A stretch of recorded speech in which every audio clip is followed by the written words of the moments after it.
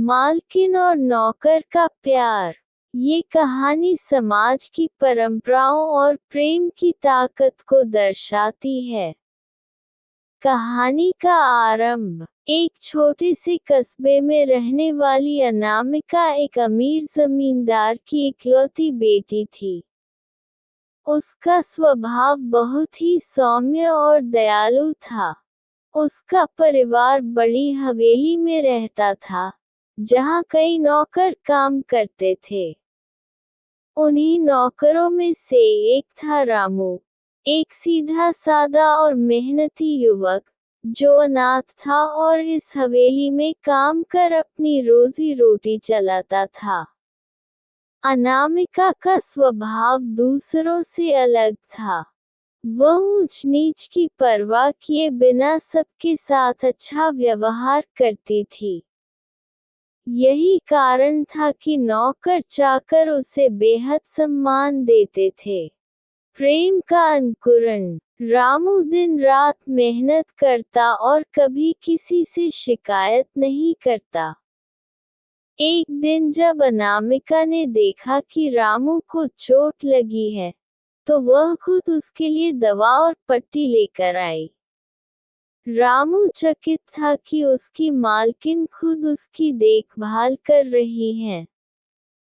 धीरे धीरे उनके बीच एक अनकहा रिश्ता पनपने लगा।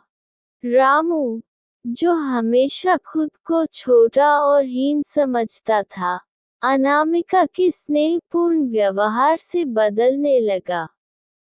वह अनामिका को मन ही मन चाहने लगा, परंतु अपने स्थान और समाज के डर से उसने कभी अपने जज्बात का इजहार नहीं किया।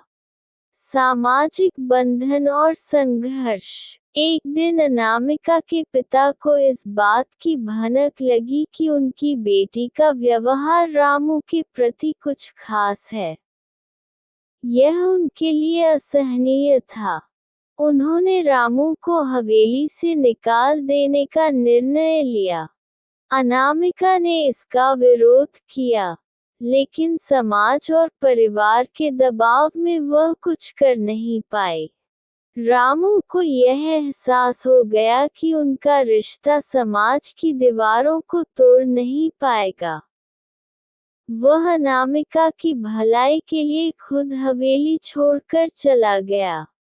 प्रेम की अमरता। वर्षों बीत गए।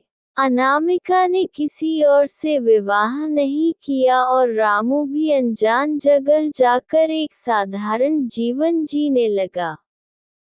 दोनों ने एक दूसरे से कभी संपर्क नहीं किया, लेकिन उनके दिलों में वह प्यार हमेशा अमर रहा। समय भले ही बीत गया, लेकिन उनकी कहानी समाज को ये सिखा गई कि सच्चा प्रेम जाति, पद और परिस्थितियों से ऊपर होता है।